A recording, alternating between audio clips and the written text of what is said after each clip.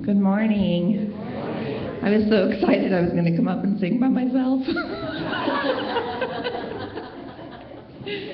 I just want to welcome you all to our Unity on the Temple. It looks like, or Unity, I think I'm living in Kansas City again, on the lake shore. It'll get better today. It's a good thing there's a meeting later. So welcome, everyone. It's great to see you. And let's all join together for some songs. And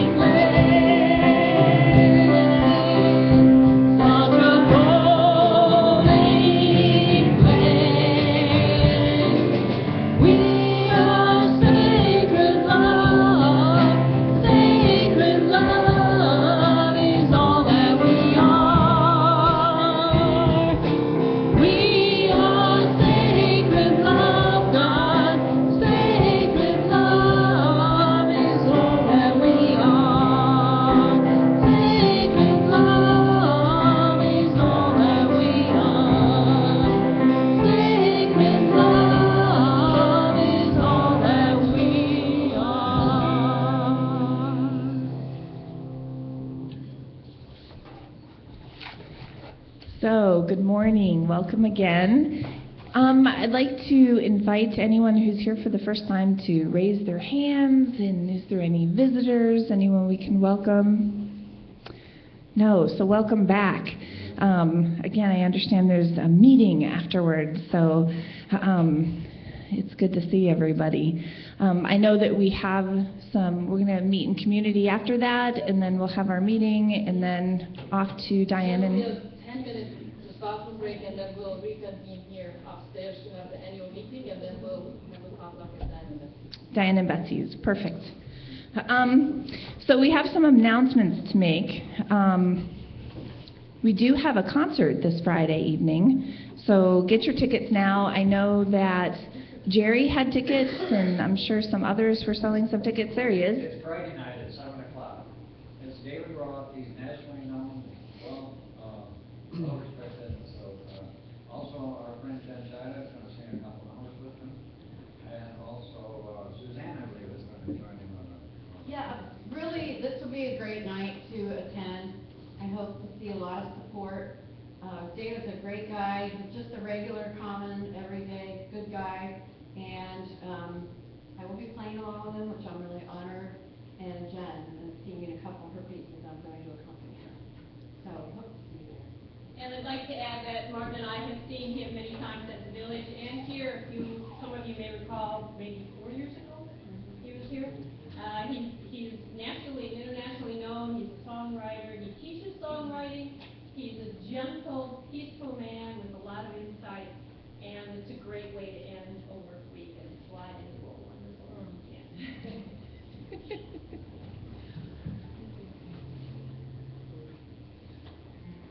Also, I'd like to invite anyone here to our healing service Wednesday, 7 p.m.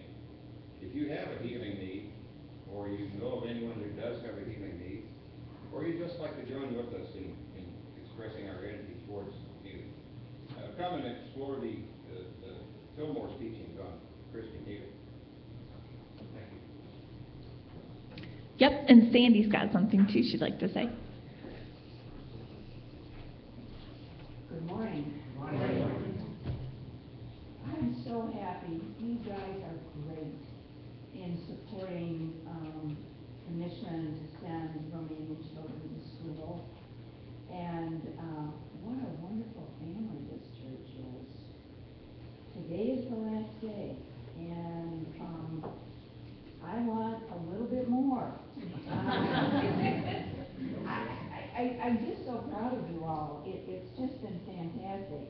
But, you know, I'm hoping maybe we can get enough to send 5 kids from our wonderful family, 5 kids to school. That's going to make all the difference. So how much do we have now? Yeah. Well, we've got enough for 3 for sure. But we've got a chunk more. We've almost got 4. So 5 would be just a nice. So, about how much do we need, Sandy? Let's put a number on this. Let's put a number on this. Oh my heavens. We need a goal. $240 to send one child. So we need 240 plus probably another 60. No, I think About 20, she says. She's been holding the money for us so that we can get this. So if my math is right, that's what, the $260 that we need? I think we could probably come up with that by the end of the day, right? By noon? Yeah. Thanks a lot, everybody. My new haircut makes me feel empowered.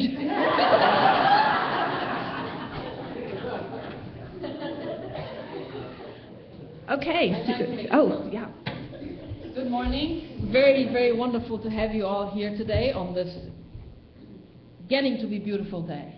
On my way here, it was still raining, but I see the sun is trying to peek out from behind the clouds. Next Sunday, October 6th, there will be a sing-along in the afternoon, and I think it's at 6 o'clock. 7 o'clock. Thank you, Anne. Did you want to speak into that? Well, yeah. Why don't you? Would you be willing to stand? It's 7 o'clock next Sunday. It's It's an old-fashioned hymn sing, really. And if you have some hymns you want to sing, great. And Marty's going to play the piano before she goes off to the west. And we'll just see. We might do it again if it's successful. And do come. 7 o'clock Sunday, old-fashioned hymn sing. That's a week from today, October 6th. I will also begin a class the second Monday of October, which I looked up the date, but I forgot it since. And I will begin a class on the book by Byron Katie called Loving What Is. It is a fantastic book, very essential work that one can do on themselves. It's been life-altering for me, that is for sure. And really life-altering. It's not lip service, you know what I'm saying? Sometimes people try to sell things that sound good and brings in the clients for them, and this is stuff that works, and it will make your life exponentially better. And then this Wednesday we have healing service to which we invite you all, and following that week on Wednesday, Norm and Judy will resume the Super Brain class. So last week they showed you the DVD on Super Brain, and then they will follow it up with the class. So please come to that as well. Am I leaving anything out at this moment in time? I hope not. And a paint fund. Yes. We're very excited. We are giving our sanctuary a facelift. If you look around, you will see that I have already patched some holes on the walls. So there's the plaster, and we certainly don't want it to stay like this. So we are going to present you 2 color options probably next week, next Sunday. And we have received a very generous offer of $3,000. That includes paint and labor to redo the entire sanctuary. We're very excited. It's really a very generous offer. The very first donation came from Martha Creek, who, as you know, is not from this congregation. She just visited us, but she was so inspired by us that she donated $150 or $60 towards the paint fund. And then this past week, I went to GLRC, the Great Lakes Unity Regional Conference, and Reverend Linda Dominic, who also attended the weekend with Martha Creek here, came to me and said, and here's another check for the paint fund. So people even who do not come to this church, they've only been here once, are donating. So let's match it and outmatch them by lots, and let's give our beautiful sanctuary the facelift that it deserves. Thank you. I don't think I could do 3,000 by noon. We have about 700 for this month. I just want to put a plug in for the Byron Katie, because ironically I was at Barnes & Noble and I picked up her book, Loving What Is, this weekend. And I got through one of the 4 questions. It's based on 4 questions that are life-changing, and it is about, is this really true? Yeah. So Katie had said to me, Mom, the coach put me in with the little kids. He shamed me. And I said, is that really true?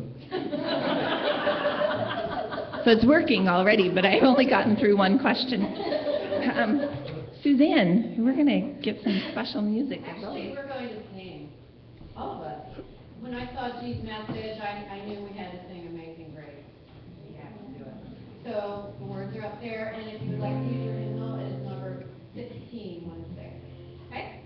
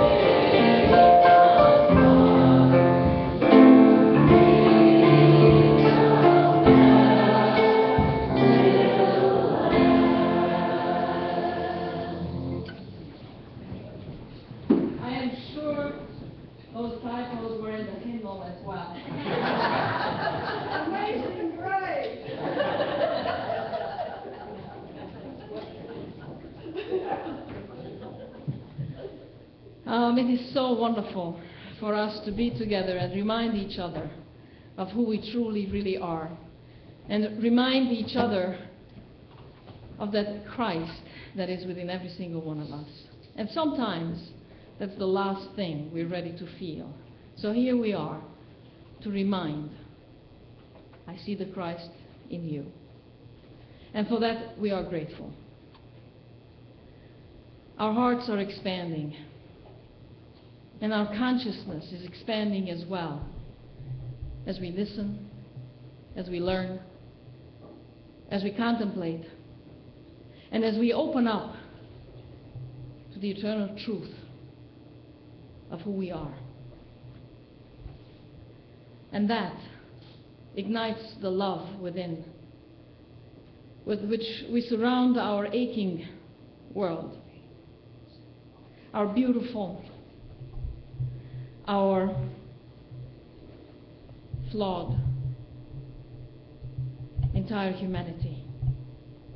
And we see peace.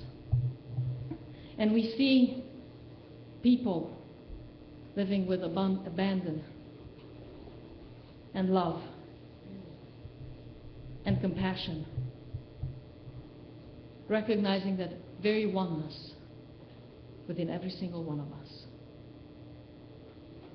And for that together we say, thank you, thank you, thank you.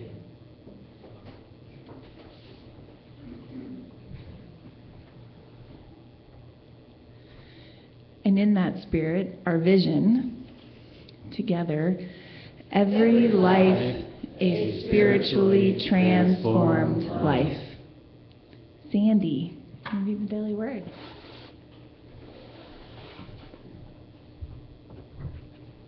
Good morning. Good morning.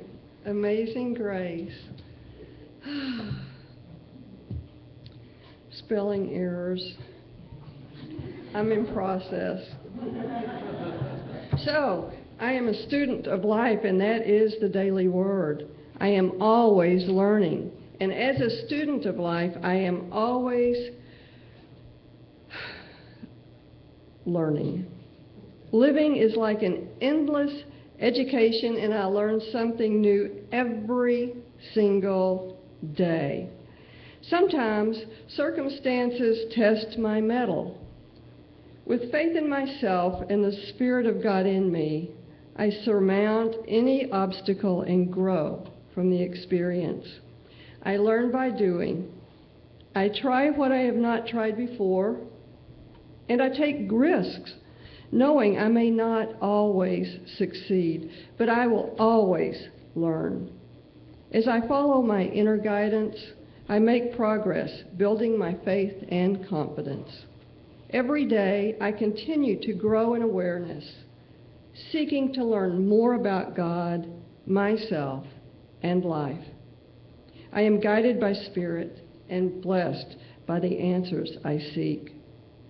And from Proverbs chapter 9, verse 9, give instruction to the wise, and they will become wiser still.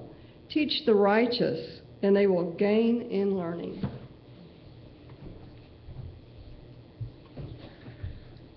And it's nice to learn together. Let's say our affirmation of faith.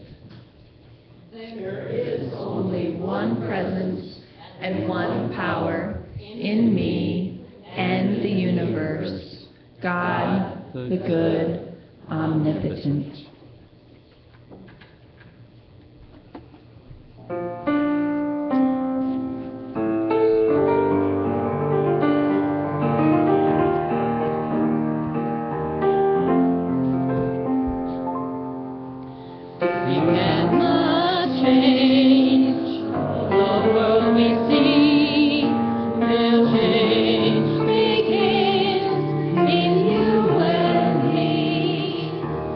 We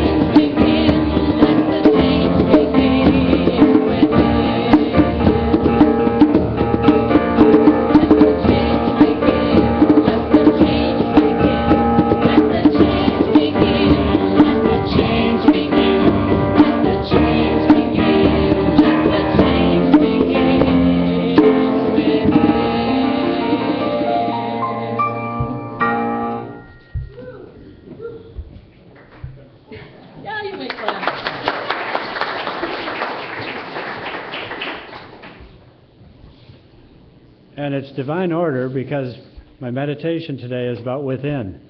So, without any pre-planning, but it was pre-planned. As we prepare for this time of meditation, let's be still, close your eyes if that's comfortable, and go within. Take 3 centering breaths.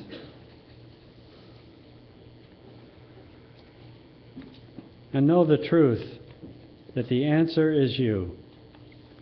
There was a Swami once that was addressing his group, and he came in and he said, I have good news and I have bad news.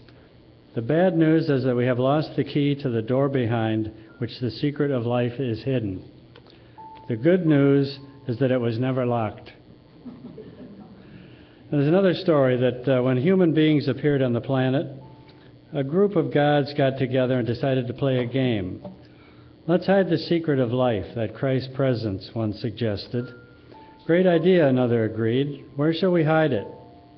Let's plant it at the top of the highest mountain, one proposed.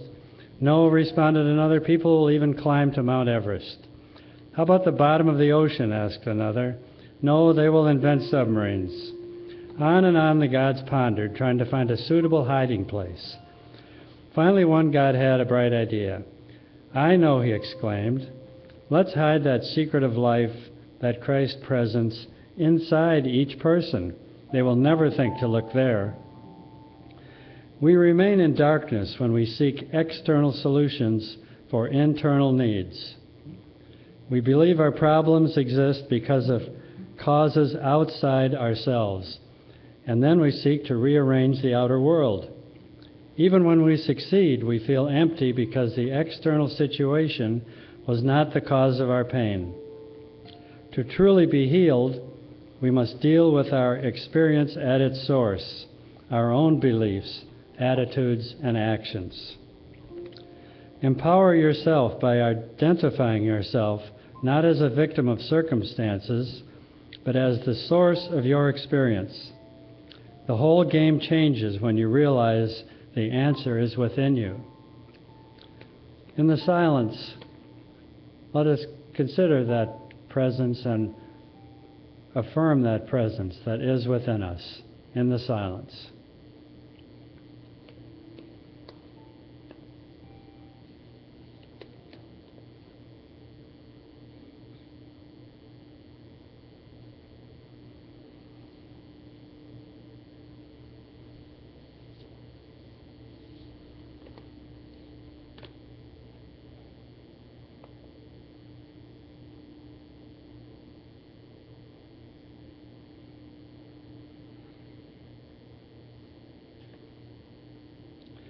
Give me the strength to release anyone else as the source of my experience and to own my responsibility for creating the life I choose.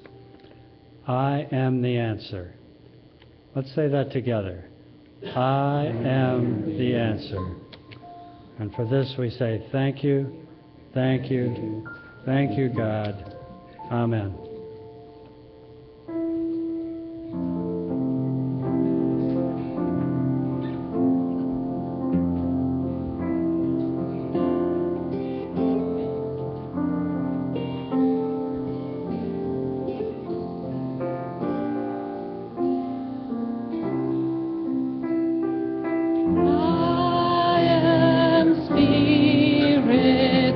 I am Holy.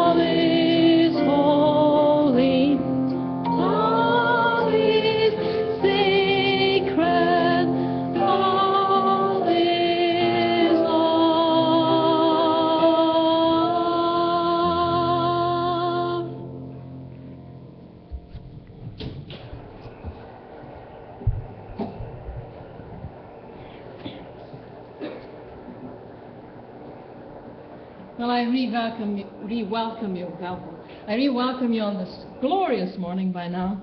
It's good to be together. It's good to share time together. It's good to uplift each other, right? It's good to inspire each other and be inspired by one another. And I'm always inspired by you, Suzanne. You pick just the best songs that go with the messages. And you guys do a fantastic job of playing along. And Carrie, I love you on the platform. I always tell you that, and I know that I'm not the only one. Jim, thank you for being on AV. Roger, thank you for your meditation. You did a very good impersonation of me. Probably better than I do. Who welcomed us today? Marie? Marie and Mary, thank you very, very much.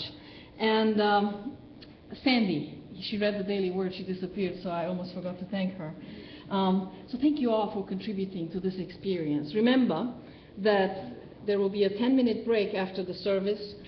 There is some coffee cake downstairs if you just need to take a bite, and then we will come back and hold our annual meeting.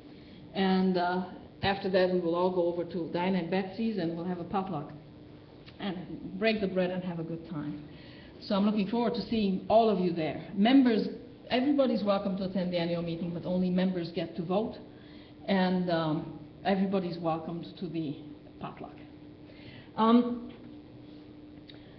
Today, we're still talking about the Gospel of John, and now we have moved on to the story where Jesus heals the blind man.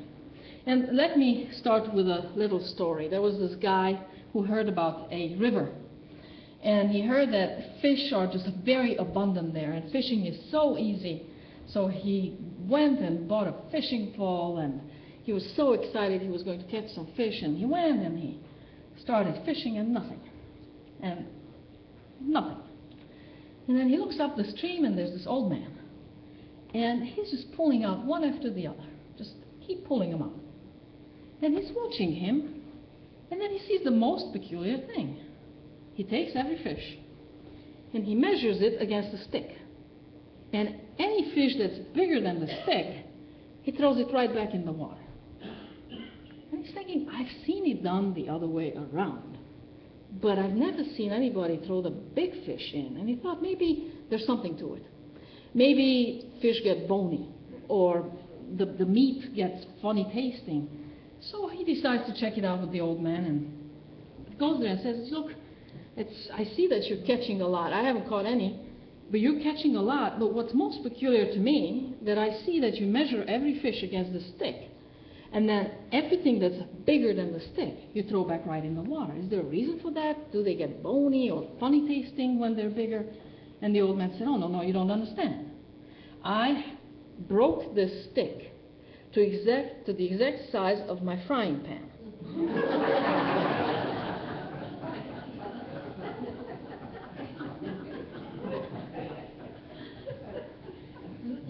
And let me tell you something.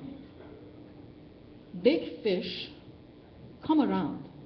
They do. But if you're not aware, if you entertain a consciousness of lack, guess what you will do? Thank you, but no thank you. When the blessing comes your way, you will say thank you, but no thank you. I'm not good enough for this. I'm not ready. Me? No, can't be. No, I'm not. Has that ever happened to you?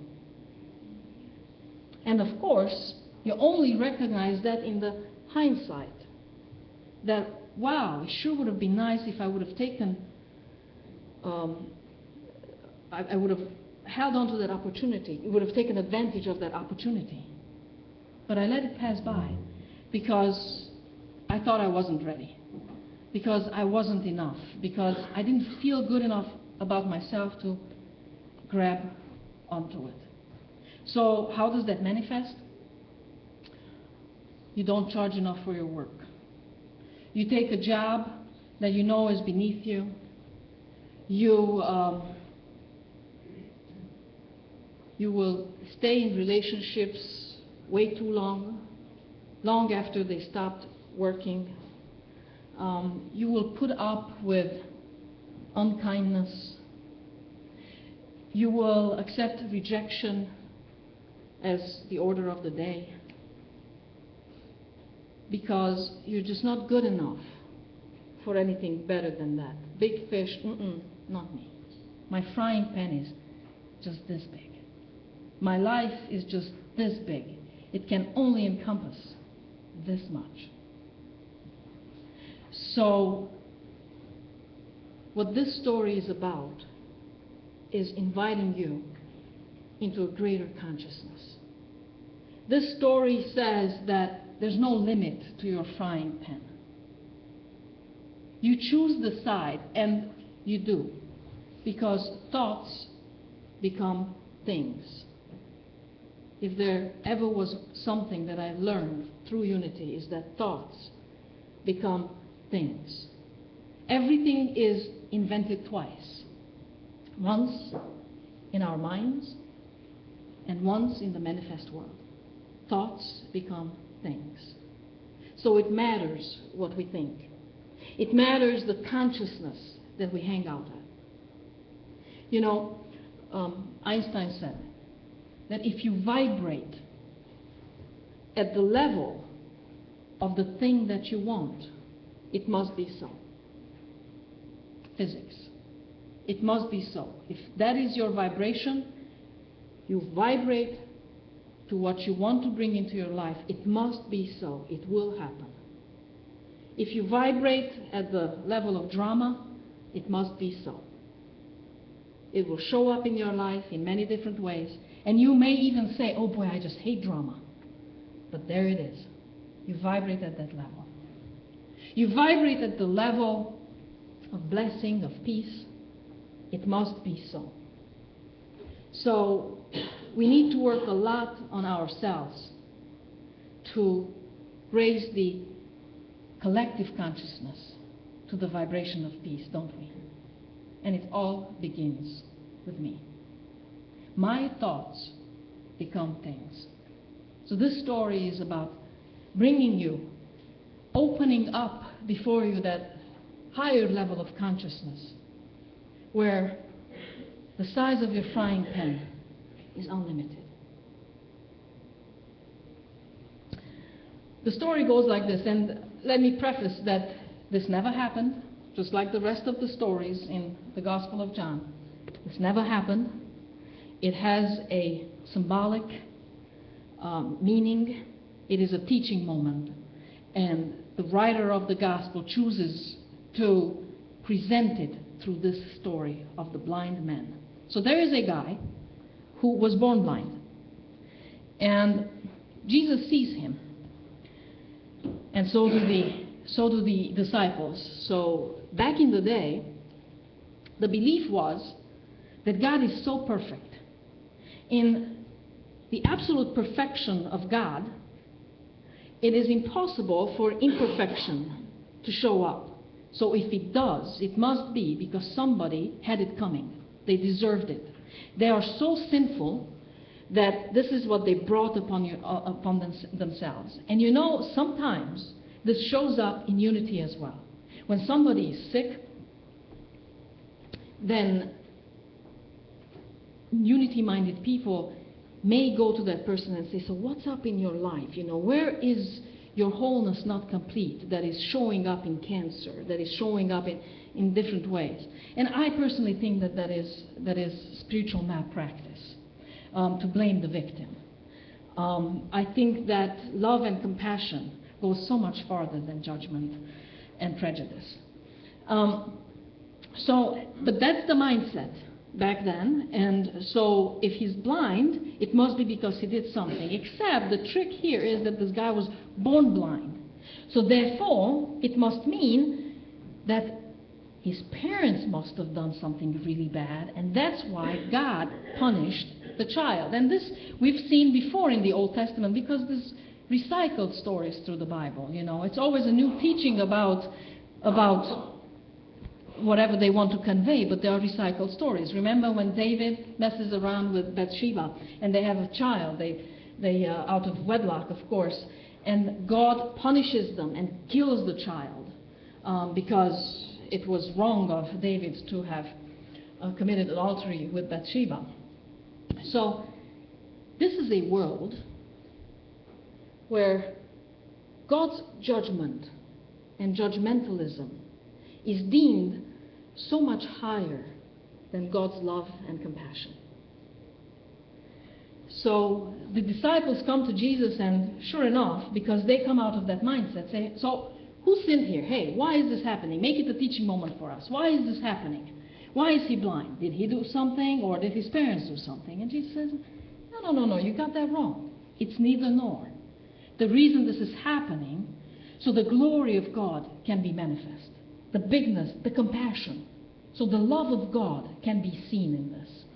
So right away he goes and spits on the dirt and makes mud with that spittle and puts it on his eyes, the blind man's eyes, and he says, now go and wash it off in this lake. And it's pretty unreasonable, if you think about it, to ask a poor blind man, you know, it's not enough that he can't see. Now somebody messed around with his eyes and put mud on it. And then he said, now you go wash it off. You know, now you go do something about it. And that's dreams, people. We come up with these dreams. And you know that because you had them when you were a child. You wanted to be a fireman. Remember that time? You wanted to be a physician. You wanted to be a minister. You name it. Oh, astronaut, yeah? Did you want to go to the moon or beyond? And then you go to school, and if you're not lucky enough, even before you go to school, your parents or your uncles and aunts will say, hey, sonny, just wake up. You know, that's not exactly what the real world looks like. Just wake up and, you know, let's get real here. Go to school, study the curriculum that we set before you. Let's go, forget about those useless dreams, and just build yourself a nice life, okay? And so we forget to dream. And then these dreams still come. They're still nagging us. That's still a small voice, right? And there's that next step to do. When I feel completely blind, I have no idea what the next step should be. All I know is that maybe I don't have enough money to make my dream come true. I just can't see improving on my relationship. It's impossible for me to find a different job. It's that when I have to make that trip with mud on my eyes to the promised land. If I go to that lake of Silo and I wash it off, I will see. That is that walk in faith. And it's so hard to do. You know, the truth is that most people never take that trip. Most people go back to the familiar excuses and expire with those familiar excuses. There's not enough money for my dream. There's no support for my dream. My dream can't be. And it requires that walk in faith. And no one else can do that for you. That's the teaching. No one else can do that for you. Jesus didn't hold the blind man's hand and walked him to the lake. He said, you go, dude, figure it out. Wash it off, you'll be fine. I want to begin next year. We talk about dreams so much, don't we, here at Unity? We talk about you can be all that you want to be. And very little do we talk about how. Very little do we talk about, is there a proven method that can lead me to the fulfillment of my dreams? I want to explore that next year. So we will start in January. It will be a journey of exploring real ways of reaching within. And I don't want you to think that we will only explore how to get things in our lives. Because if it's just about things, I'm not interested. I'm in if I also learn about myself, if I also expand in consciousness, learn more about the divine aspect of me and of the universe, all of that. We will explore relationships. We will explore our work. And we will explore very practical ways of how we can make that leap of faith. And then see what happens. I see great things coming in each and every one of our lives. Mine as well. So, the blind man takes that leap of faith, doesn't get offended and upset that now there's mud on my eyes, just goes there, washes it off, and lo and behold, he can see. The miracle has happened. The dream has come true. He's done his work, and now he can see. But you know, it doesn't end there. Because there's always the know-it-all people who will come and pick and say, hey, isn't this that beggar, the blind beggar who used to sit at the temple? Isn't he that guy? Can't be, he can see now. We can't believe it. You know, there's always those people who then doubt our progress, doubt the change and challenge it and want to bring us back to the status quo because it's more comfortable. There's no contrast there. How come all of a sudden you're successful and I'm still where I was 20 years ago? I'm still living the same type of life that I have carved out for myself, however hard I did, 30 years ago. So he says, no, I am that beggar, and yeah, now I can see. Well, we got to find something wrong. So the Pharisees come and say, this can't be so. It's impossible. This is not the guy, and I tell you how we know it. We know it because God will not and cannot go against God's command. And this guy was healed on the Sabbath. No, God does not heal on the Sabbath. So if this happened, it must be yet another sin. And the blind man says, well, I don't know if it's a sin or not. All I know that I couldn't see, and now I can. That works for me. So, okay, then we can't go after you. They even go to the parents to ask, is this your son? You know, we really need the proof here that we're dealing, it's legitimate, this is the guy. And the parents say, yeah, he's our son. He was born blind, and now he can see. And it doesn't work because the comfort of old religious practices, however meaningful or meaningless they have become, want to draw us back. There's always those powers. You can't do that. You mustn't do that. That's not of God. I know God, and that's not of God. I know what's spiritual. That's not spiritual. You can't do that. It's not appropriate. You see, Jesus is bringing about a brand new consciousness, a brand new awakening, showing a totally different possibility for this human existence, the human experience. It opens up and says, and I am the light of the world. And so are you. And embrace that frying pan. How big a fish can you fit in that frying pan? You're not just this tiny, sinful human being, no good for nothing. You're that. But you see, to acknowledge that, it feels as though first I have to make wrong everything that I have believed yesterday. See what I'm saying? And there's the ego that never wants to be wrong. So instead of embracing the big frying pan, I just go back to my little stick and I keep measuring every fish that comes up in my life. I keep measuring it against it. And stay with what I know. Stay with what I have. And I even justified, well, I worked hard for that, didn't I? There's nothing wrong with what I have. Well, Jesus says, but you are so much more.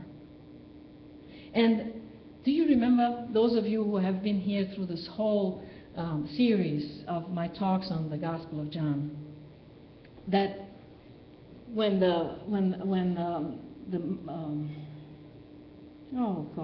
the money changer comes to, what's his, Nathaniel, was it Nathaniel? Nicodemus, thank you. Oh, goodness, thank you. I'm so glad you're here, Mary. Nicodemus comes to Jesus in the very beginning of this gospel. And he comes and he wants that enlightenment. And he can't take it. He just can't part with what he knew from yesterday. So he brushes up against greatness. He brushes up against enlightenment, but never quite becomes it. And the gospel now has progressed. And the writers now are taking us further, and they are showing us that it started in the darkness there when they couldn't embrace the light. And now we've gotten to this point when the blind men at long last can embrace the light. Charles Fillmore said that enlightenment without action is wasted enlightenment. And I'm paraphrasing here, but that's the gist of what he said. Enlightenment without action is wasted enlightenment. So this blind man who now can see, he confesses, yes, I can see. I can see, and who did that? Whoever did that, he must be a prophet. He must be of God. He embraces the higher level of consciousness. So when you have a dream, when you are inspired, and you don't follow it up with action, you have just entertained yourself, basically.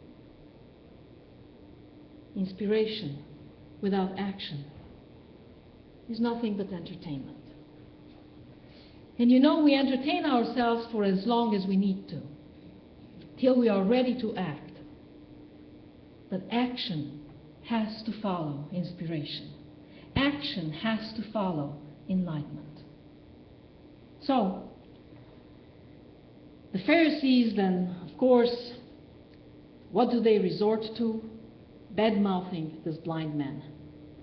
You, who are you? You were born in sin. Who are you to call this guy a prophet? Who are you to confess that this guy is of God? And they expel him from the synagogue. And remember that John is dealing with the whole pain of the Jesus followers being expelled from the synagogue. Some 58 years after the crucifixion, the Jew, until then, they meet in the synagogue, both Jesus followers and the Jews who believe in the traditional way of the Torah and God's ways. They all meet in the synagogue. And 58 years after the crucifixion, the Jews can't take it anymore. They can't take this challenge, the contrast.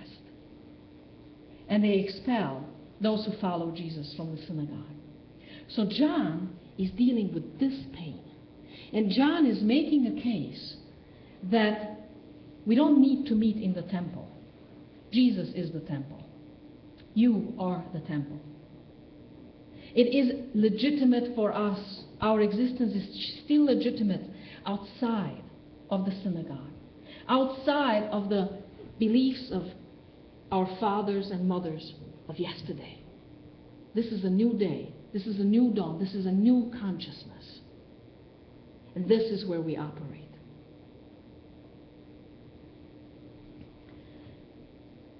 So the blind man is expelled. And then Jesus comes to him and says, do you believe in the Son of Man? Which is just an expression that was so well known in the Jewish world back then. And he says, well, I don't know who he is. Tell me who he is so I may worship him. And Jesus says, well, you're speaking to the Son of Man. And he says, oh yes, I believe. And then he worshipped Jesus. And what the writer is saying, that in Jesus, God was met. God was fully experienced and fully manifest. I am. It's a new consciousness. It's the dawn of a new consciousness that Jesus leads us into. The I am of who you are. You are that divine. as well. You have that same potential. And you know, I'm looking at the time. And my next desire is to expand on that potential. And we're going to wait till next year to do that. We're going to wait till next, which is not that far. We're going to wait till next year to embark on the journey that could exponentially change your life. You know, I wouldn't be here today, and I certainly wouldn't be part of Unity if I didn't believe that I can be all that I can be.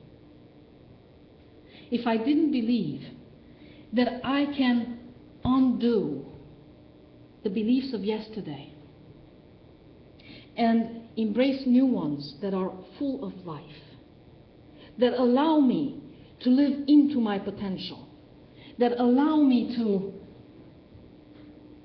make a difference.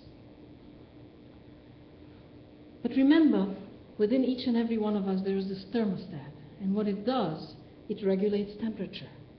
It likes to keep things the same.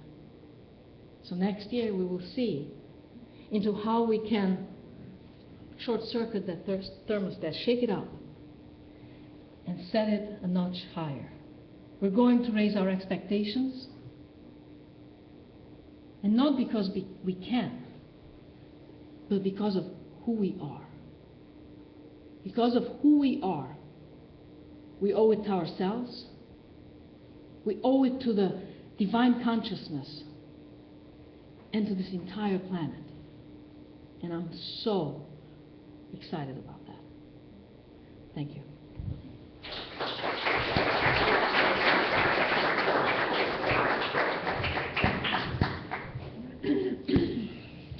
A lot going on next year. Want to now be in my full potential. Unity on the lakeshore is going to get hot. Let's together say our offertory affirmation. Divine love through me blesses and multiplies all that I am, all that I have, all that I give, and all that I receive. I am thankful.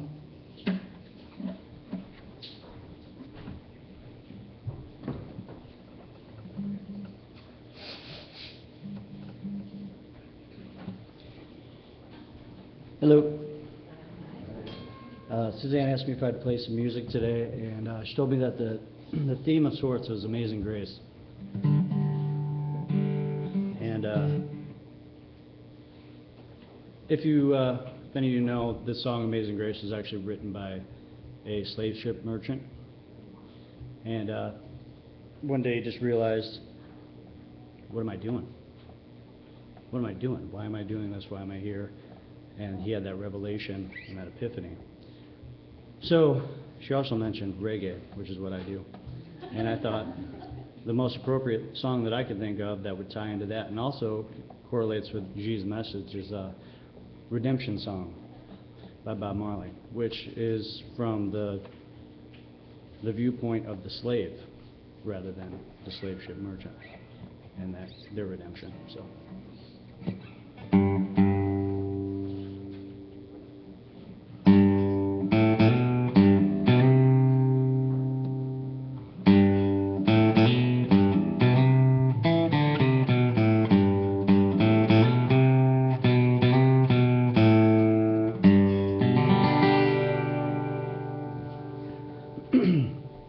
What pirates, yes, they're all by. Sold out to the merchant ships.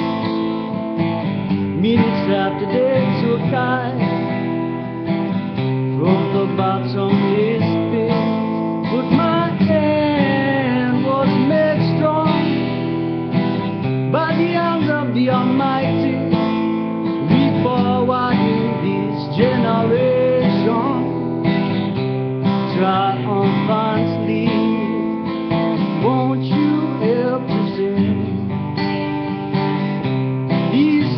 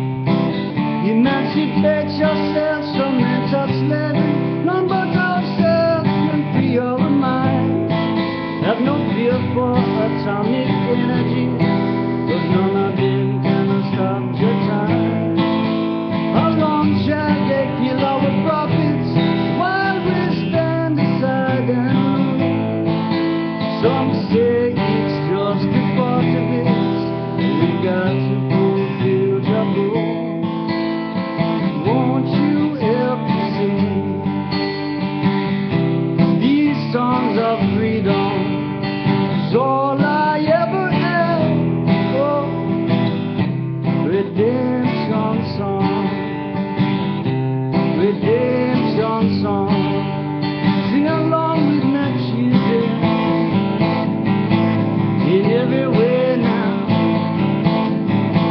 in every day, in everywhere, in every day. Emancipate yourselves from mental slavery.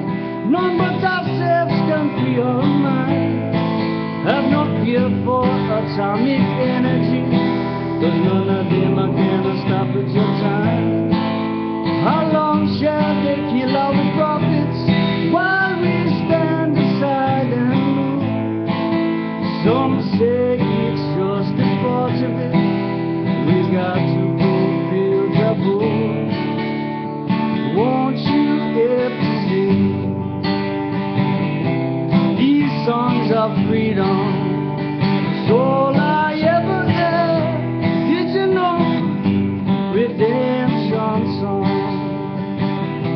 These songs of freedom. These songs of freedom. These songs of freedom. Sing along with my children.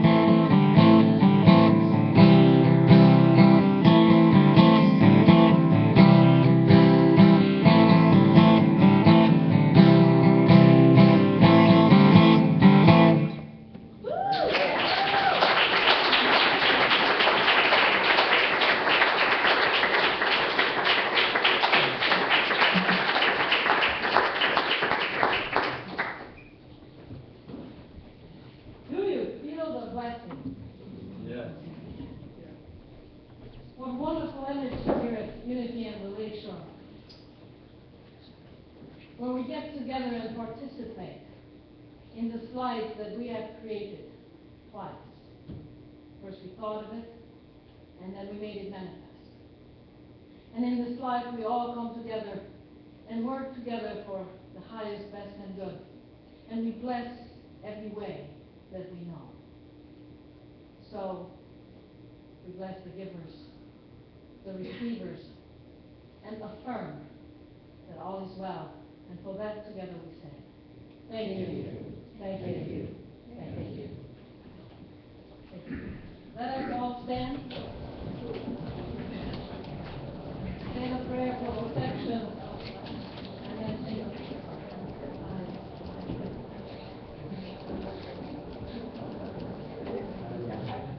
The light of God surrounds us. The love of God enfolds us. The power of God protects us. The presence of God watches over us. Wherever we are, God is, and all is well.